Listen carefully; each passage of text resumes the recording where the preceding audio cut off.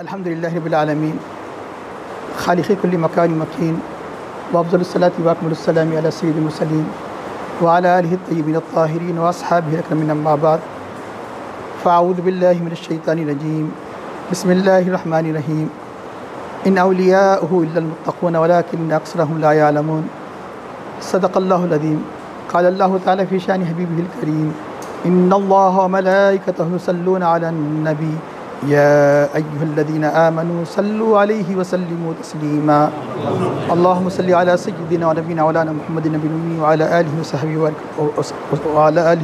وصحبہ وبارک وسلم۔ محترم بزرگان ملت، معزز بھائیو، آج 17 سفر ہے۔ اسی ماہ سفر میں ہمارے سلسلے بلکہ تمام سلسلے چشت کے جتنی بھی شاخیں ہیں ان سب کے بزرگ کہ ایک ایسی عظیم ہستی کی وفات کا مہینہ ہے کہ جیسا کہ ہمارے دادا پیر کے دادا پیر حضرت شاہ محمد حسن معشوق الہی علیہ رحمۃ رضوان نے اپنے تاریخ عین تصوف میں 16ویں سفر 177 ہجری آپ کی تاریخی وفات بتائی ہے، اور مورخین نے 27 سفر بعض 170 لکھتے ہیں، بعض 177، لیکن یہ بات طے ہے کہ ماہ سفر حضرت عبد الواحد بن زید رضی اللہ تعالیٰ عنہ کی وفات کا دن ہے۔ حضرت عبد الواحد بن زید، کون عبد الواحد بن زید؟ یہ اتنی عظیم ہستی ہے کہ کثرت سے لوگ تو حضرت فضیل بن ایاض رضی اللہ عنہ کی عظمت کو جانتے ہیں، نام کو جانتے ہیں۔ یہ آپ کے پیر مرشد ہے، حضرت فضیل بن ایاض رضی اللہ عنہ کے پیر مرشد وہ ہے حضرت عبد الواحد بن زید۔ حضرت عبد الواحد بن زید کون ہیں؟ کہ حضرت امام حسن بصری رضی اللہ تعالیٰ عنہ کے خلیفہ و مرید۔ حسن بصری رضی اللہ عنہ کون ہیں؟ حضرت مولا علی سیدنا علی المرتضیٰ کرم اللہ وجہہ رضی اللہ تعالیٰ عنہ کے خلیفہ۔ تمام یعنی جتنے اور خلفاء میں جو خصوصیت سے جن کا فیض سارے عالم میں آج جاری ساری ہے، حضرت مولا علی رضی اللہ عنہ کا، اور کس کے ذریعے سے؟ حضرت حسن بصری رضی اللہ عنہ۔ حضرت حسن بصری رضی اللہ عنہ کے خلفاء میں اندازہ لگائیے یعنی کہ خلفاء میں سب سے عظیم جن سے سلسلہ پہلا، یہ 3 خلیفہ ہیں آپ کے، لیکن خصوصیت سے یعنی جو آج سارے عالم میں جن کا فیض چھایا ہوا ہے وہ حضرت عبد الواحد بن زید رضی اللہ عنہ سے۔ اتنی عظیم ہستی یعنی ہمارے سلسلے کی ہو، سلسلے چشتی کی ہو، ہم نہ جانیں، اس لیے آج یہ ناچیز چند باتیں آپ کی عظمت کے بارے میں عرض کرنے کی سعادت حاصل کرتا ہے۔ ایک تو یہ کہ خصوصیت سے حضرت عبد الواحد بن زید رضی اللہ عنہ کے مرید و خلیفہ تو حضرت حسن بصری رضی اللہ عنہ کے، لیکن شرف صحبت حضرت مولا علی رضی اللہ عنہ سے بھی حاصل ہے، حضرت امام حسن رضی اللہ عنہ سے حاصل ہے۔ بعض روایتوں میں آتا ہے کہ ظاہری علم کے میں شاگرد بھی رہے ہیں۔ اب بولیں گے کہ پھر جب آپ کی وفات ہوئی ہے 177، اور اگر کم از کم 170 اس سے نیچے کسی نے نہیں لکھا، تو عمر تو زیادہ ہونا چاہیے، کیونکہ حضرت علی رضی اللہ عنہ کی شہادت 40 ہجری، تو یہ تو طے ہے 150 سال سے زیادہ آپ کی عمر بہت کم بزرگوں کی، اور اکثر مورخین نے صاف لکھ دیا 170 سال آپ کی عمر تھی۔ 170 سال مان لیے تو مطلب یہ ہوا کہ آپ اللہ کے حبیب صلی اللہ علیہ وسلم کے اس ظاہری زندگی میں پیدا ہو چکے تھے۔ پھر آپ صحابی کیوں نہیں بنے؟ کیونکہ پیدا یہاں نہیں ہوئے تھے، حجاز کی دھرتی پر نہیں ہوئے تھے، عراق میں ہوئے تھے، بصرے کے رہنے والے۔ حضرت کعب احبار رضی اللہ عنہ شام میں تھے، کس وقت نہیں آپ آ کے اسلام کی دولت سے مالا مال ہوئے؟ کہ حضرت امیر المومنین عمر فاروق رضی اللہ عنہ، لیکن حضور نبی کریم صلی اللہ علیہ وسلم کے زمانے میں شام میں تھے، لیکن آ نہیں سکے، کیونکہ آپ جانتے ہیں کہ جب اسلام پھیلا تو لوگ اسلام میں جوق در جوق داخل ہونے لگے۔ تو اسی طرح اگر یہ 170 کی روایت کو مان لیا جائے عمر، تو یہ گویا اللہ کے حبیب صلی اللہ علیہ وسلم کے زمانے میں عراق کی سرزمین میں پیدا ہو چکے۔ کہاں کے رہنے والے تھے؟ بصرے کے رہنے والے تھے۔ اور اب رہا یہ کہ جس وقت حضرت علی رضی اللہ عنہ، حضرت امام حسن رضی اللہ تعالیٰ عنہ کی صحبت حاصل تھی، اس وقت سلوک کی منزل، عیادتوں کی منزل، یہ تو ایک اللہ کا خاص کرم ہوتا ہے جو اس میں داخل ہوتا ہے، اس وقت ابھی داخل نہیں ہوئے تھے۔ غیر معمولی واقعہ ان کے ساتھ گزرتا ہے آگے چل کر، یہاں تک کہ آگے چل کر حضرت امام حسن بصری رضی اللہ عنہ کی دست اقدس پر آپ بیعت کرتے ہیں اور خلافت سے سرفراز ہوتے ہیں۔ بعد میں غیر معمولی واقعہ، ورنہ عام جیسے اور لوگ زندگی گزارتے ہیں ویسے ہی زندگی، مطلب فرائض و واجبات تو ادا کرتے ہی ہیں، لیکن سلوک جس کو کہتے ہیں اللہ کے تقرب کے لیے جو ریاضت مجاہد ہوا کرتے ہیں اس منزل میں قدم نہیں رکھے تھے۔ غیر معمولی واقعہ ہوتا ہے ان کے ساتھ، بڑے تاجر بھی تھے، تو ایک غلام کو آپ خریدتے ہیں، وہ غلام بظاہر تو غلام تھا لیکن در باطن اللہ کا ولی تھا۔ اس زمانے میں کئی غلام ایسے اللہ کے اولیاء میں ان کا شمار ہوا کرتا تھا، پتہ بھی نہیں چلتا تھا۔ غلام نے شرط لگائی میں آپ کی خدمت کروں گا لیکن رات میں چھٹی دے دینا۔ اب کون نہ نہیں رات میں چھٹی دینے کے لیے تیار ہوتا، کچھ نہ کچھ اس کا عوض بھی دینا نا۔ اس کے عوض میں دوسرے دن میں 1 دینار، یعنی دینار سونے کا ہوتا ہے، درہم چاندی کا ہوتا ہے، 1 اشرفی دے دوں گا، 1 رات کا کی مزدوری میں اشرفی دے دوں گا، 1 رات مجھے آزاد کر دینا، میں کسی بھی کام سے چلے جاؤں گا 1 رات، روزانہ 1 رات نہیں، روزانہ رات میں میں آپ کی خدمت میں نہیں رہوں گا، اس کے عوض روز صبح آپ کی خدمت میں 1 اشرفی پیش کر دوں گا، یعنی 1 دینار راضی ہو گئے۔ تو اب لوگوں میں چیمنگ شروع ہو گئی، کبھی آپ سے آگے کہتے ہیں کہ آپ کا غلام کہاں جاتا ہے روزانہ، اب روزانہ غلام دن بھر اور رات میں چلے جانا، پتہ ہی نہیں۔ کوئی بولتا کہ وہ زرگری کا کام کرتا ہے سونے کا، اس لیے تو سونا لا کے دے رہا، چھپ کے وہ خاموشی سے زرگری کا کام کرتا ہے، یعنی مطلب بہت کم، ایک معنی میں شکایت کرنا ہے کہ بہت کم آتا ہے، آپ کو 1 اشرفی دے دے رہا، کیا بڑی بات ہے کہ سونا کما رہا ہے۔ ارے کوئی بولتا ہے کہ نہیں ایسا معلوم ہو رہا ہے کہ وہ کفن چور ہے، کیونکہ قبرستان جاتے ہوئے بھی بعض لوگوں نے دیکھا، ایسے مختلف قسم کی باتیں ہونے لگی۔ تو آخر میں آخر لوگوں کی باتوں پر اعتبار کیا جائے، میں خود کیوں نہ دیکھ لوں اس کا پیچھا۔ اس زمانے میں پیچھا کرنا آسان تھا، اس زمانے میں لائٹ وغیرہ کا زمانہ نہیں تھا، اندھیرے میں آسانی سے تعاقب کیا جا سکتا تھا۔ تو آخر میں سوچ لیا کہ اب کہیں پتہ چلاؤں گا۔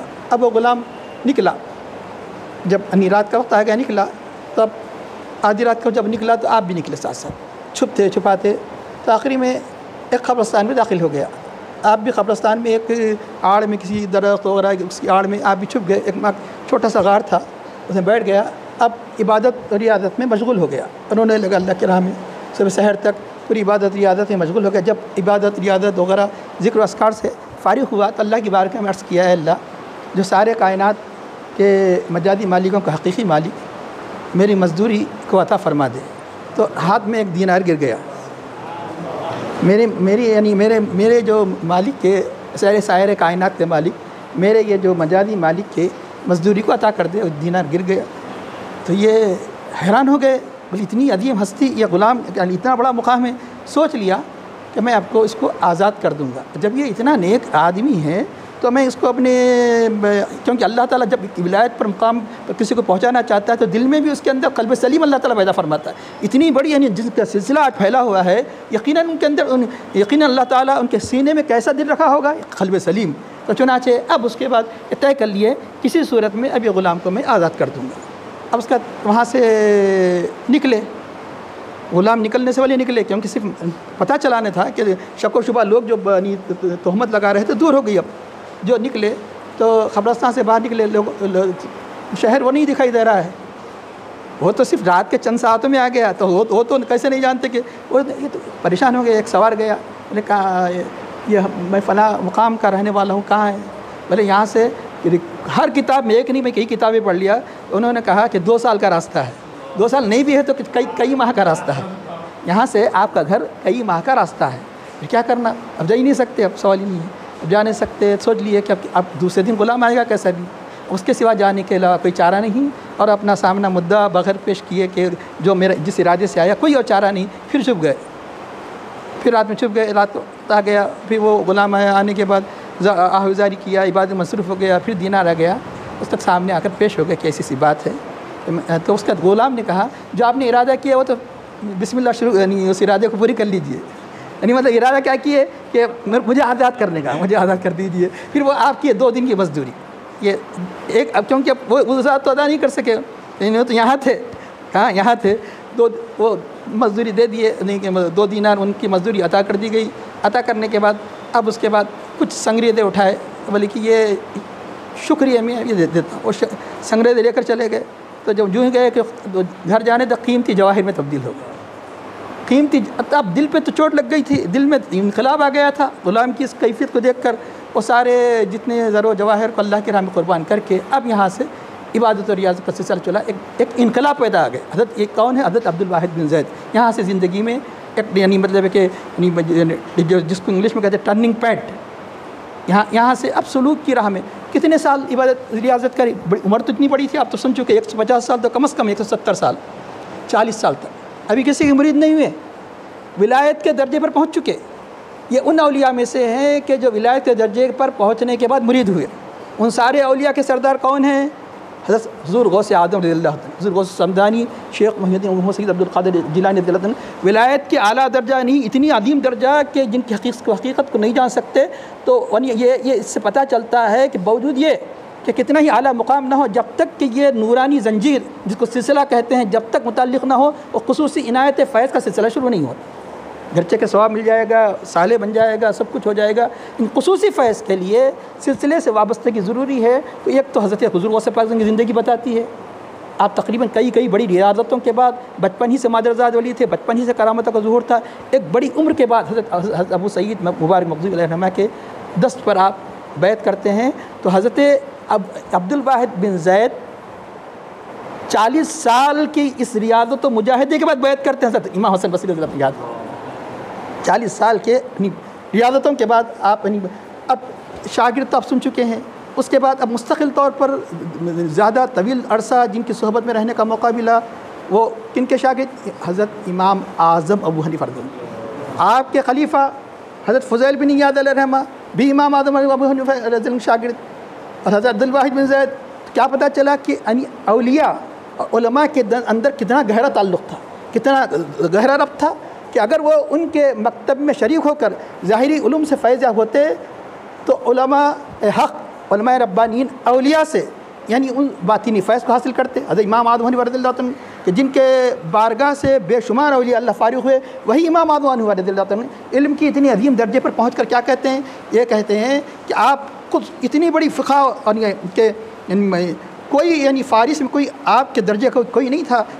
حدیث شریف میں جس کے بارے میں اشارہ آیا ہے، اگر سریا میں بھی اگر علم ہو تو اگر فارس کا ایک شخص حاصل کر لے گا۔ بڑے بڑے محدثین کرام فرماتے ہیں کہ اللہ کے حبیب صلی اللہ علیہ وسلم نے یہ یعنی جس فارس کے شخص کی طرف اشارہ فرمایا حضرت امام اعظم حنیفہ رضی اللہ عنہ۔ تو اب ایسے امام کیا کرتے ہیں؟ حضرت امام جعفر صادق رضی اللہ عنہ صحبت اختیار کرتے ہیں۔ کب؟ پورے علم کی یعنی عظیم چوٹی پر فائز ہونے کے بعد فرماتے ہیں کہ لولا سنتان لا ہلک النعمان، اگر یہ 2 سال نہ ملتے تو نعمان ہلاک ہو جاتا۔ یعنی مطلب یہ کہ جو قرب کی جو راہیں ہیں جو اولیاء اللہ کے در کے بغیر نہیں مل سکتی، وہ حاصل نہیں ہو سکتی تھی۔ تو چنانچہ تو اب یہ ربط تھا کہ علماء اور مشائخ کا، علماء اور اولیاء کا۔ تو اسی در سے حضرت ابو داؤد طائی جتنے بڑے ولی ہم کا نام سنے، وہی حضرت امام اعظم حنیفہ رضی اللہ عنہ کے شاگرد۔ اب اس کے بعد آپ کی کرامتیں اتنی ہیں، اور اکثر کرامتیں یعنی اب کرامتیں یوں ہی اولیاء اللہ اپنی عظمت بتانے کے لیے ظاہر نہیں کرتے، سخت ضرورت ہوتی ہے۔ اکثر آپ کی کرامتیں لوگوں کے حوائج کو پورا کرنا، کیونکہ ابتدا ہی اس کی ہوئی، لوگوں کی حاجتوں کو پورا کرنے ہی سے ہوئی، اور وہ جو کچھ ملا تھا مال وہ بھی خیرات کر دیا۔ تو اکثر کرامتوں کا ظہور، ان کرامتوں میں عجیب انداز کی کرامتیں ہیں۔ ایک مرتبہ چند فقیروں کی جماعت آ گئی، بہت بھوکے ہیں، پریشان ہیں۔ اب اتنے فقیروں کو زمانے میں فوراً کھانا کھلانا، اور یہ خود سب چھوڑا کہ اللہ کے نام سے خیرات کر چکے۔ فرمایا ٹھیک ہے کہ میں دعا کرتا ہوں۔ دعا کرنے لگے، دینار گرنے لگے، اتنے ہی دینار اٹھانا جتنی ضرورت ہے۔ تو اب جاؤ کھانا خریدو کھاؤ۔ ایسے کئی واقعات ہیں عجیب۔ اور ایک فقراء کی جماعت آئی، آنے میں کہنے لگی کہ بہت ہم پریشان ہیں، فلاں حالات بھی گھر کے ایسے ہیں۔ ٹھیک ہے گھر میں جاؤ، گھر میں انشاءاللہ تعالی جانے کے بعد اچھی طرح کھانے وانے مل جائیں گے۔ حیران ہوں گے کیسا گھر کو کھانے مل جاتے۔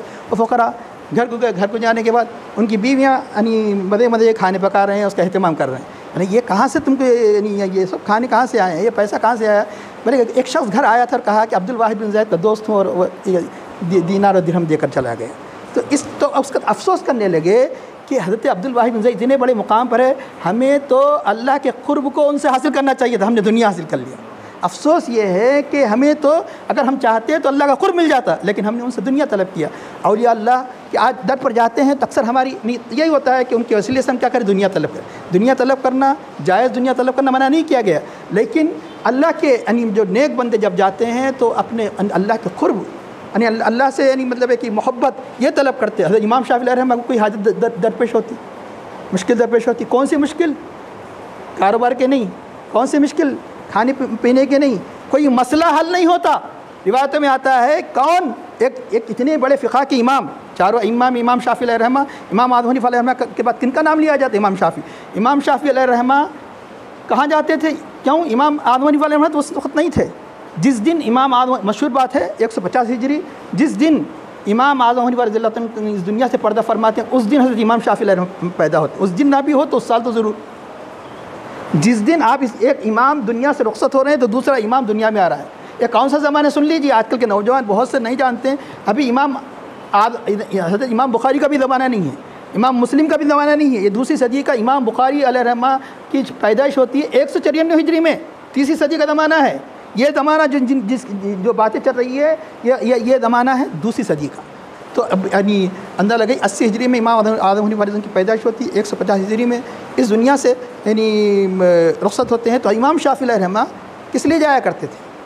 कोई मसला हल नहीं होता फ़िक़्ह का, या कोई मसला है कि कुरान हदीस से जो मसला, तो जाके आपके वसीले से दुआ करते, आपके वसीले से दुआ करते। रिवायत में आता है कि आपके अदब की खातिर रफ़े यदैन दर्ज कर देते थे, क्योंकि अहनाफ को रफ़े यदैन पर पढ़ लीजिए आप। और ये लिखने वाले कौन है? कसरत से इमाम अबू आज़म हनीफा अलैहि रहमा की शान में बड़ी बड़ी किताबों के मुसन्निफ़ है युसूफ़ शाफ़ी, इमाम जलालुद्दीन सुयूती अलैहि रहमा, यानी जितने बड़े बड़े यानी शवाफ, जितनी बड़ी बड़ी मशहूर किताबें हैं, तो वो लिख रहे हैं कि जब इमाम शाफी अलैहि रहमा आपकी बारगाह में जाते तो रफ़े यदैन सिर्फ अदब से तर्क कर देते, बावजूद है कि आपका मसला रफ़े यदैन तर्क करना, और अहनाफ के पास रिवायत साबित है कि नहीं करना। हज़रत अब्दुल्लाह बिन मसूद ने पूछा, कहा कि किसी ने बयान किया कि अल्लाह के नबी सल्लल्लाहु अलैहि वसल्लम को मैंने रफ़े यदैन तर्क करते हुए देखा, और तो ये उन्होंने फरमाया, किसी साहबी ने फरमाया उन्होंने एक मरतबा देखा है, तो मैंने हज़रत अब्दुल्लाह बिन मसूद ने 50 मरतबा नहीं करते हुए देखा। कसरत से कौन सोहबत में रहा करते थे? सफ़र में, हज़र में, यहाँ तक कि उनका लक़ब भी था साहिब सवाद रसूल सल्लल्लाहु अलैहि वसल्लम, अल्लाह के रसूल सल्लल्लाहु अलैहि वसल्लम के सामान को लेकर चलने वाले। सामान मतलब जैसे मिसाल मिसवाक, लोटे वगैरह, ये कि असा वगैरह को कौन लेके जाते थे? इसलिए सबसे कसरत हज़रत ये जितने रफ़े यदैन न करने की रिवायतें किन से मनी आई हैं? अब्दुल्लाह बिन मसूद। तो सबसे ज़्यादा मौका किसको मिला? हुज़ूर नबी करीम सल्लल्लाहु अलैहि वसल्लम की बारगाह में देखने का। इसलिए इमाम आज़म हनीफा अलैहि रहमा, हर एक मज़हब अपनी जगह हक़ है, लेकिन इमाम आज़म हनीफा अलैहि रहमा के जो दलाइल है वो इंतहाई क़वी है, वो इंतहाई मज़बूत है। इसलिए लोगों ने तमाम उस ज़माने के बड़े बड़े मुहद्दिस ने क्या करार दिया? इमाम आज़म। इमाम आज़म नाम नहीं है। तो यही इमाम आज़म हनीफा के शागिर्द अब्दुल वाहिद बिन ज़ैद। ऐसे और कई रिवायतें आती हैं कि जिनकी अज़मत के एक मरतबा दरिया का सफ़र निकले जा रहे थे, तो रास्ते में जब यानी वो बंदरगाह पर पहुँचे तो कुछ मुफलिस परेशान ज़्यादा लोग थे जो पैसे नहीं थे लेकिन जाना चाहते थे, रिक्वेस्ट उससे दरख्वास्त कर रहे थे, हमें छोड़ दें, हमारे पास पैसे नहीं हैं। तो वो जो कप्तान है उनको नहीं चढ़ाता था, जिनके पास पैसे नहीं थे। ऐसे चंद जमात जब होगी तो आपका दिल तड़पने लगा उनके लिए कि ये गरीब है, नहीं वो सफ़र नहीं कर रहे हैं। वो उन सब को एक पैगाम हो जाएगा आदमी के पास जाके उनको कह दो। अब्दुल वाहिद बिन ज़ैद कहता है कि अब्दुल वाहिद बिन ज़ैद का हवाला देकर इस यानी ये दरिया से कह देना कि हमारे लिए खुश्क हो जाए। अब्दुल वाहिद बिन ज़ैद कहता है कि खुश्क हो जाए। तो उसके बाद पानी इतना नीचे उतर गया कि आसानी से चल के वो अपने ये साहल से दूसरे साहल तक पहुँच सकते। रिवायत में आता है कि ये अब रहा ये कि ये कैसे यानी तय किया, ये यानी हर एक की सनद हदीस में मिलती है आपको, हर एक की सनद अल्लाह के सल्लल्लाहु अलैहि वसल्लम की सीरत में, सहाबा की सीरत आपको मिलेगी कि आप दरियाई नील, आप जानते हैं कि ऐसा दरियाई नील की जब तुग़यानी आती थी, यहाँ तक कि मिस्र के लोग पुराने क़दीम ज़माने के एतबार से एक नौजवान लड़की को भेंट चढ़ाते थे। हज़रत अब्न बिन आस रज़ियल्लाहु अन्हु ने लिखा, यह गलत रस्म रिवाज जारी है कि दरियाई नील उस वक्त तक थमता नहीं, क्योंकि शयातीन वगैरह ऐसे कामें करते हैं ताकि लोगों के अक़ीदे को ख़राब करने के लिए, जब तक कि एक लड़की को भेंट न चढ़ा दिया जाए उस पर। तो आपने क्या ख़त लिखा? कौन? अमीरुल मोमिनीन उमर फ़ारूक। किसको लिख रहे हैं? दरियाई नील को। औलिया की हुकूमत किस औलिया की दरियाओं पर, औलिया की हुकूमत आतिश पर, आग पर। तो चुनांचे दरियाई नील, अगर तू अल्लाह के हुक्म से अगर नहीं बहती है तो तेरी हमें ज़रूरत नहीं, अल्लाह के हुक्म से बहती है जैसे कल बहती थी आज भी बहे। तो चुनांचे उसका जो वो इस ख़त को क्या करो, ले जाके दरिया में डाल दो। जो ही दरिया में डाल दिए, दरिया की खुश्की क़हत साली ख़त्म हो गई, दरिया आम हालात पर जैसे बहने लगा। दरिया की में वो उस तरह जारी रहा, फिर कभी किसी लड़की को भेंट चढ़ाने की ज़रूरत नहीं पड़ी। तो उन्हीं सहाबा के सच्चे इत्तबा करने वाले औलिया अल्लाह ने उनको ये करामत अता फरमाई, यहाँ तक कि वो दुर्वेश हज़रत अब्दुल वाहिद बिन ज़ैद रज़ियल्लाहु अन्हु का जब हवाला देते हैं تو دریا کیا ہو جاتا ہے؟ خشک ہو جاتا ہے اور وہ سفر کرتی ہیں، یعنی اتنا پانی ہو جاتا ہے کہ جس سے آسانی سے چل سکے۔ ایک واقعہ بہت سی کتابوں میں آیا ہے، ایک اہم واقعہ ہے کہ جو روض الریاحین اور خاص طور پر حکایات وغیرہ اولیاء کی حکایات میں یہ واقعہ ہمیں ملتا ہے۔ بعض کتب سیر اہل کتب سیر نے بھی اس واقعے کو لکھا ہے کہ حضرت عبد الواحد بن زید رضی اللہ عنہ کے حوالے سے کہ حضرت عبد الواحد بن زید رضی اللہ تعالیٰ عنہ نے ایک مرتبہ کہ اولیاء کی حالات مختلف قسم کے ان کے پر کیفیت آتی رہتی ہے، ایک مرتبہ اللہ کی بارگاہ میں یہ بھی عرض کر دیا، اے اللہ جنت میں یعنی مطلب یہ کہ جو صحبت میں جو اللہ تعالیٰ یہاں جیسے بیویاں رکھیں گا اور میرے ساتھ کون رہے گی؟ ہو سکتا ہے کہ آپ کے نکاح ہونے کے باوجود بھی آپ نے یہ کیا کہ میرے صحبت میں کون رہے گا، میرے جنت میں میرا رفیق کون رہے گا؟ تو فرمایا کہ اب بصرے کے رہنے والے تھے، کوفے کی میمونہ نامی حبشن عورت آپ کی رفاقت میں رہے گی، جبکہ میمونہ کوفے کے رہنے والی، اب بصرے کے رہنے والی، پھر آپ کی زوجہ بھی نہیں ہے کہ ازواج عام طور پہ رہیں گے۔ تو سوچنے لگے کہ ہم نے تمہارا نکاح میمونہ سے جنت میں کر دیا، ہمارا تم سے ہم نے تمہارا نکاح جنت میں کر دیا، دنیا میں نہیں جنت میں کر دیا۔ تو اب سوچنے لگے کہ آخر یہ میمونہ کون سی عورت ہے، اس کی کیا عبادت ہے؟ محض میمونہ سے ملاقات کا مقصد نہیں ہے کہ ان کی عبادت اور ریاضت، یہ مقصد یہ ہے کہ آخر پتہ چلا ہے کہ میمونہ کے شب و روز کیا ہے کہ جو اللہ نے یہ اشارہ فرمایا۔ تو آپ بصرے سے کوفہ چلے، وقت کے بہت بڑے بزرگ صوفی جب یوں ہی گئے تو استقبال ہونے لگا، فرمایا کہ یہ میمونہ نامی عورت کہاں رہتی ہے؟ فرمایا کہ حضرت آپ اتنی عظیم شخصیت، آپ کو میمونہ سے لینا دینا کیا ہے؟ وہ ایک دیوانی عورت ہے، مجنونہ عورت ہے۔ کہاں رہتی ہے؟ جنگل میں رہتی ہے۔ تو آخر ہے کیا کرتی ہے؟ لوگوں کی بکریاں چراتی ہے اور جنگل میں گزارا کرتی ہے۔ تو آخر دیوانی جو کہہ رہے ہیں، تو مجنونہ کہہ رہے ہیں، تو آخر اس کا جنون کیا ہے بتاؤ؟ جنون کیا ہے؟ تو وہ یہ کہ راتوں میں چیختی ہے، کچھ جب چیختی ہے تو کچھ کہتی بھی ہوں گی نا، کسی نے کچھ، ہاں ایک مرتبہ ایک آدمی آ کر کے کہتا ہے کہ میں نے سنا یہ کہہ رہی ہے کہ کیسے عشق اور محبت کا دعویٰ کرتے ہیں، عاشق بھی ہے اور عاشق کو نیند بھی آتی ہے، یعنی اللہ سے عشق کا دعویٰ کر کے بھی سو جاتے۔ ارے دیوانو تم بیوقوف، تم مجنون ہے، وہ سب سے بڑی عقل مند ہے۔ انہوں نے کہا کہ بڑی عقل مند تو وہ ہے، وہ یہ کہہ رہی ہے کہ عاشق کو نیند نہیں آتی، اللہ سے محبت و عشق کا دعویٰ کر کے بھی نیند آتی ہے۔ تو اس کے بعد ٹھیک ہے مجھے بتاؤ کہاں ہے؟ تو وہ بتایا کہ جنگل کے فلاں فلاں طرف رہتی ہے۔ تو آپ گئے تو میمونہ محراب میں قبلے کی جانب عبادت میں مصروف ہے، تو آپ نے سلام کیا، السلام علیکم۔ تو میمونہ بغیر یعنی اپنے رخ کو تبدیل کیے کہ قبلے ہی کی طرف، وعلیکم السلام یا عبد الواحد جاٹ۔ تو اس کے بعد وہ انہوں نے پوچھا عبد الواحد نے کہ کس نے بتایا کہ میرا نام عبد الواحد ہے؟ جس ذات نے میرا نکاح تم سے جنت میں کر دیا، اس نے بتایا، لیکن وعدہ یہاں کا نہیں جنت کا ہے۔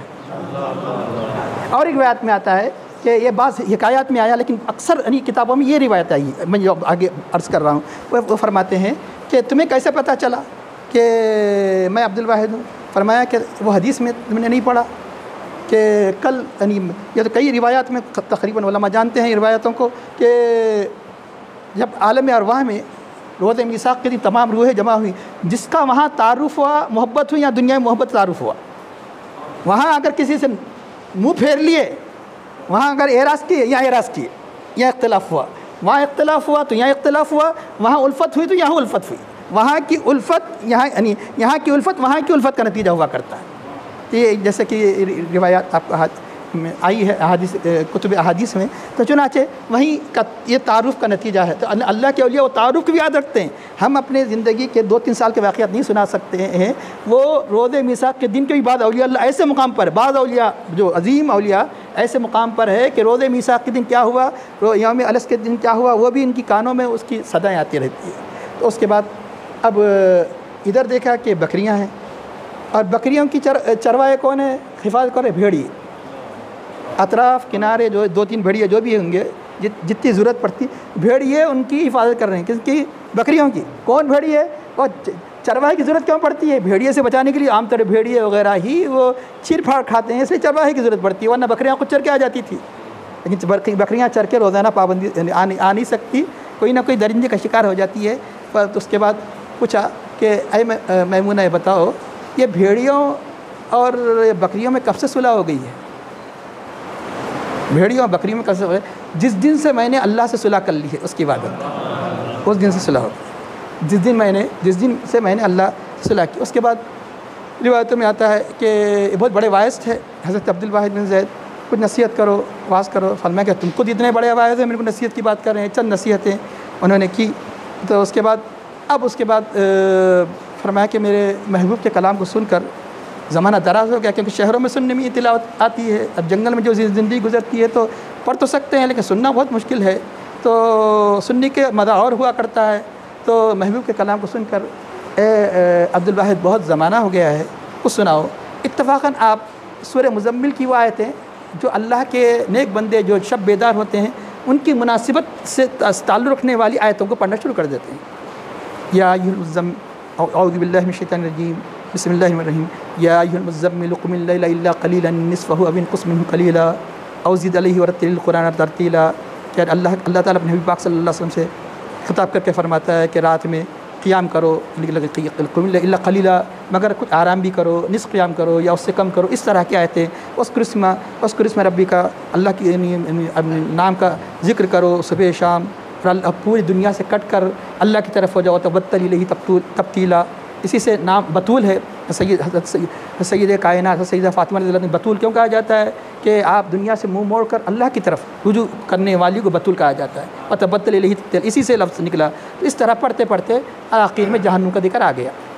ان لدینا انکالا وجحیما وطعاما ذا غصۃ وعذابا الیما، بے شک ہمارے پاس جہنم کے آنکڑے ہیں۔ آنکڑے کا مطلب یہ ہے کہ جو پل صراط ہے وہ جہنم کی پشت پر ہے، جو کافروں کو، سخت قسم کے ظالموں کو وہ جہنم کے جو آنکڑے، جیسے مسافر پہ ڈول گر گیا تو جیسے بولی سے نکالا جاتا ہے نا، ویسے کھینچ کے جہنم میں وہ جہنم اندر لے لیں گے پل صراط پہ چڑھتے ہوئے۔ اس سے پل صراط آخری آزمائش ہے، بڑی آزمائش ہے کہ جو بعض گرتے پڑتے چلے جائیں گے، بعض بجلی کی طرح جائیں گے، جس کے جیسے اعمال ہے وہ پل صراط سے گزریں گے۔ تو اب جو نہیں چل سکیں گے، جو جہنم میں یعنی اللہ نے مقدر فرما دیا جہنم میں گریں گے، تو یہ اللہ تعالیٰ سورہ مزمل ذکر فرماتا ہے ان لدینا انکالا، بے شک ہمارے پاس وہ جہنم کے آنکڑے ہیں جو کھینچتے ہیں نکیل، کہ وہ جہیمہ سب دہکتی آگ ہے، طعامن ایسا کھانا ہے، ذا غصۃ یعنی جو حلق میں پھنس جائے گا، یعنی مطلب کس کا ہوگا، وہ جب کھانا پکاریں گے تو زقوم کا یعنی پھل دیا جائے گا جو کانٹوں بھرا، جو اٹک جائے گا۔ پانی جب پکاریں گے تو پانی بھی کئی دن کے بعد دیا جائے گا، ایسا گرم پانی جو ہی ہونٹوں کو لگایا جائے گا تو ہونٹ یہ پورے جھڑ جائیں گے، یہ یعنی ہونٹ ایسا۔ جب یہ آیت پر پہنچے ایک چیخ ماری اور ان کی جان جانے افریقہ سپرد ہو گئی میمونہ کا، انہی کے سامنے یہ پریشان ہو گئے حضرت عبد الواحد کہ انتقال ہو گیا۔ انتقال ہوتے ہی اب یہ اطلاع دیں گے شہر کی عورتوں وغیرہ کو، تو نکلے تو جنگل کی آگ کی طرف پھیل گئی یہ بات کہ میمونہ کا انتقال ہو گیا۔ ادھر سے چند عورتیں آ رہی تھیں، انہوں نے کہا کہ رکو اے عبد الواحد کہاں جا رہے ہیں؟ نماز جنازہ پڑھا کے جانا۔ یہ حیران ہو گئے کہ کوفے کی عورتیں، یہ عورتیں، لوگ جو شاگرد وغیرہ جانتے ہیں، عورتیں کیسے جانتی ہیں میں عبد الواحد ہوں؟ عورتیں کیسے جانتی ہیں عبد الواحد ہوں؟ فرمایا کہ تمہیں کیسے پتہ چلا کہ میں عبد الواحد ہوں؟ حضرت میمونہ جانتی ہیں تو اللہ کی اولیاء ہے، لیکن تمہیں کیسے پتہ چلا؟ فرمایا کہ میمونہ مستجاب الدعوات عورت تھی، جو زبان سے نکل ہو جاتا تھا۔ ہم نے ایک دن اس سے سنا ہے کہتے ہوئے اللہم لا تمتنی الا عبد الواحد، اے اللہ امام عبد الواحد، اے اللہ مجھے موت نہ دینا مگر لیکن عبد الواحد کے سامنے، مجھے موت نہ دینا لیکن عبد الواحد کے سامنے، کیونکہ وہ جانتے ہیں حضرت عبد الواحد بن زید علیہ السلام کا مقام، رضی اللہ عنہ کا مقام بھی بہت بڑا ہے۔ تو چنانچہ ایک عظیم اللہ کے ولی کے سامنے موت ہونا، پھر ان کا نماز جنازہ پڑھنا، یہ میرے لیے باعث سعادت ہے، اس لیے انہوں نے دعا کی۔ تو یہ ہے حضرت عبد الواحد بن زید رضی اللہ عنہ۔ آخر میں یعنی آخر زمانے میں یعنی آزمائش کے طور پر یعنی مطلب ہے کہ اللہ کے نیک بندوں پر مختلف آزمائشیں آتی ہیں، تو بعد میں روایت میں فالج ہو گیا، کسی اور کوئی مرض ہو گیا، فرش ہو گئے، اللہ کی بات میں عرض کیا کہ اے اللہ میں وضو نہیں کر سک رہا ہوں، اے اللہ میں نماز نہیں پڑھ رہا ہوں۔ تو جنہوں نے دعا کی تو آپ وضو کی کھڑے ہونے کی طاقت ہو گئی، وضو کیا، نماز پڑھا، نماز پڑھ کے جیسے بستر پہ آ جاتے تو پھر ویسی ہو جاتے، فرش ہو جاتے، چل پھر نہیں سکتے، پھر نماز کا وقت آ جاتا تو پھر تو آپ کی ریاضت و زہد کا یہ عالم تھا، جو 40 سال جو بتایا گیا کہ 3 دن کے بعد یعنی افطار کرتے اور چند لقمے، 3-4 لقموں کے علاوہ کچھ نہیں کھاتے، یہ روحانی غذا تھی۔ 3 دن تک یعنی مطلب ہے کہ افطار یعنی اسی بغیر افطار کے روزہ رکھتے۔ اس طرح یہی وہ عبد الواحد بن زید رضی اللہ تعالیٰ عنہ ہیں کہ حضرت فضیل بن عیاض رضی اللہ تعالیٰ جن کے خلیفہ ہے حضرت فضیل بن عیاض خلیفہ حضرت ابراہیم بن ادھم ایسی عظیم ہستی یعنی اسی دنیا سے سفر ہی کے مہینے میں تو 177 مشہور روایتوں کے مطابق بعض روایتوں کے مطابق 170 سال میں اس دنیا سے پردہ فرماتے ہیں۔ تو آخر میں دعا ہے کہ اللہ حضرت عبدالواحد بن زید رضی اللہ تعالیٰ کے وسیلے سے ہمارے قلوب کو منور فرما اور ہمیں اے اللہ اپنا خصوصی قرب عطا فرما، اے اللہ ہمیں ایسے کام کرنے کی توفیق عطا فرما کہ جس میں تیری رضا ہو اور ہمیں اپنا عوامر کا پابند نواز اتنا کی توفیق عطا فرما۔ سارے حاضرین کے اے اللہ جائز دینی دنوی مقاصد کو پورے فرما۔ اور آج حضرت شاہ ان کا بھی آج یعنی وفات کا دن ہے کہ ہمارے سلسلے کے عظیم بزرگ شاہ احمد عبدالحق رضی اللہ عنہ کے فرزند کہ اکثر ان کے حالات میں قصہ سنتے ہیں، شاہ عارف حق بطن الولایت علیہ رحمہ ان کے وسیلے سے اے اللہ ہمیں حق کہنے کی، اے اللہ حق سمجھنے کی، حق راہ پر چلنے کی توفیق عطا فرما اور ہمارا خاتمہ بالخیر فرما۔ صلی اللہ تعالیٰ علی خیر خلق سیدنا مولانا محمد وعلی آلہ وصحبہ اجمعین برحمتک یا ارحم الراحمین والحمد للہ رب العالمین۔